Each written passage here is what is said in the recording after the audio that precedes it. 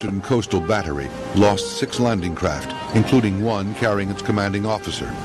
As a result, only 18 out of 300 men landed on the beach. Leading them was Major Peter Young, who would become one of the most highly decorated commandos of World War II. Their objective was known as the Goebbels Battery. It was named after the Nazi propaganda minister. Peter Young and his men landed shortly before dawn. They had to climb the cliffs below the Goebbels Battery. Young spotted a gully laced with barbed wire. It seemed to be the only way up the cliffs. The commando struggled painfully to the top of the gully.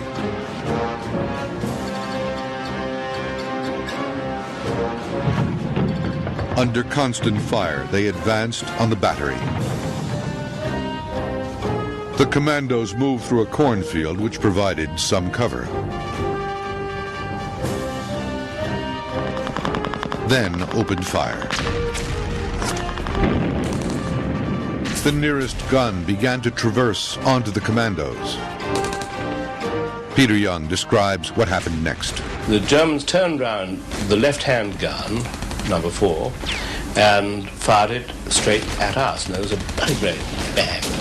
Orange and black smoke came out of this thing, and it wandered over our heads and burst in a valley somewhere in France behind us. I then actually thought, well, what a very good thing, because if they're firing their guns at us and missing, they're certainly not firing at the British fleet. Major Young now became concerned that the Germans would mount a counterattack. He was short of ammunition. He therefore withdrew his men to the beach. They were evacuated without loss. On the opposite flank at Fastaroval, the number 4 Commando unit began an assault against the battery known as Hesse. After landing, a fire support group under the command of Major Derek Mills Roberts climbed the steep cliffs overlooking Orange Beach.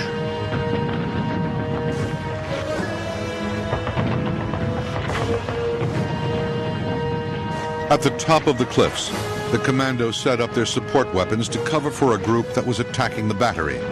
Sergeant Major Jimmy Dunning was in charge of the mortar. As soon as the signal came to fire, we opened up with the mortar. The first one fell a bit to the left, so we adjusted the angle of the mortar, and the second one went smack into the middle of the battery. We kept it at that angle. The next one, the third shot, actually hit the ammunition dump in the battery, and there was smoke and flames, and we knew we'd scored a bullseye. The rest of the number 4 Commando unit destroyed the gun battery and killed approximately 150 Germans. 45 commandos were killed, wounded, or missing. The commandos had successfully completed their part in Operation Jubilee. The main assault on Dieppe was now up to the Canadians. On the morning of August 19, 1942, RAF and U.S. fighter pilots took off for Dieppe. As Allied landing ships approached the French coast, 8 supporting destroyers fired on the shoreline. While dawn was breaking, the troops of the 2nd Canadian Division scrambled into their landing craft and got into formation.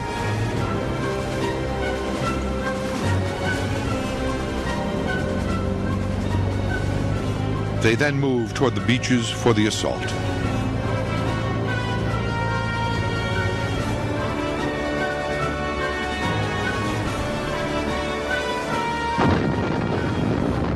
Within minutes, they came under heavy fire from the German defenders.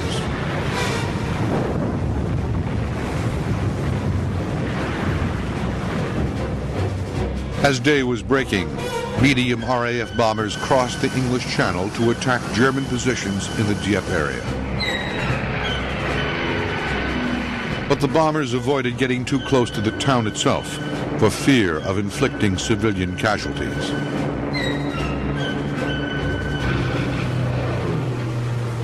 The bombers added to the growing cacophony of explosions echoing around Dieppe.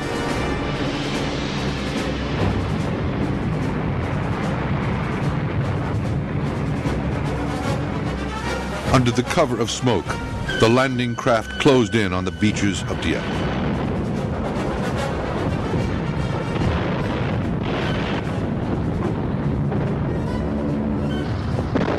German counter-bombardment intensified.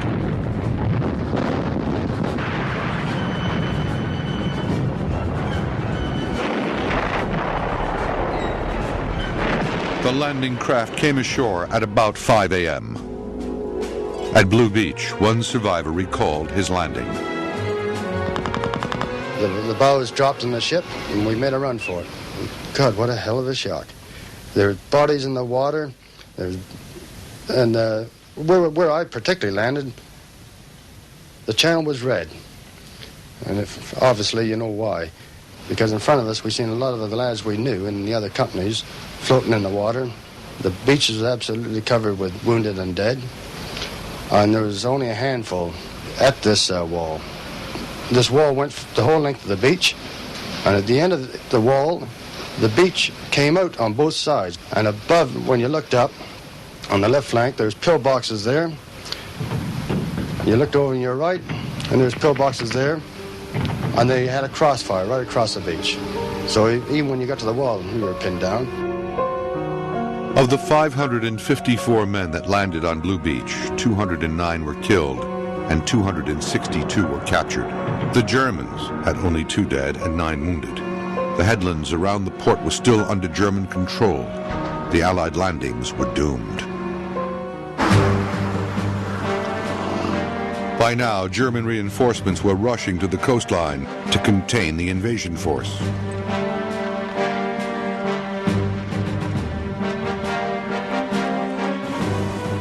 General Roberts was getting almost no information from the shore and had no idea what was happening. Nevertheless, he ordered the main Dieppe landings to proceed. As the landing craft hit Dieppe's pebble beach, German machine guns began firing on them with awful precision. Those Canadians who managed to get off the beach made little progress against the withering German fire.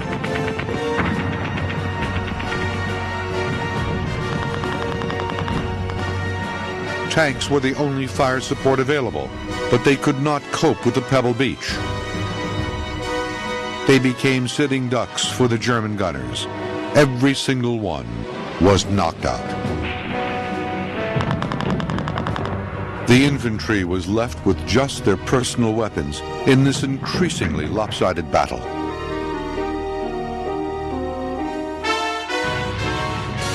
Above the desperate struggle, the Luftwaffe and the Royal Air Force were now locked in aerial combat.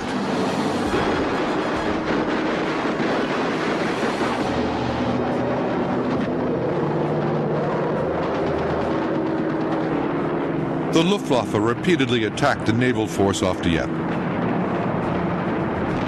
The aerial battle was so fierce and closely fought that aircraft from both sides were shot down by the Royal Navy.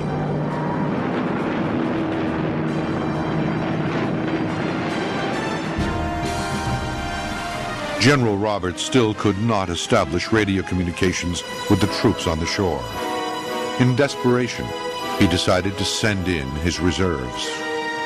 Shortly after 7 a.m., the French-Canadian Mont-Royal Fusiliers and Royal Marine Commandos headed for the shore.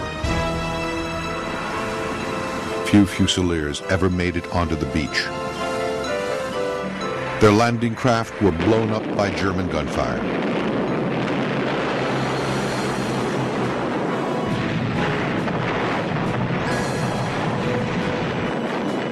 Lieutenant Colonel Joseph Picton Phillips did not flinch when his Royal Marines were ordered into the attack, but as they approached shore, he realized the hopelessness of the situation. Wearing white gloves so his Marines could recognize him in battle, Colonel Phillips leapt onto the raised deck of his landing craft and signaled for the others to turn back. One by one, they acknowledged his hand signals.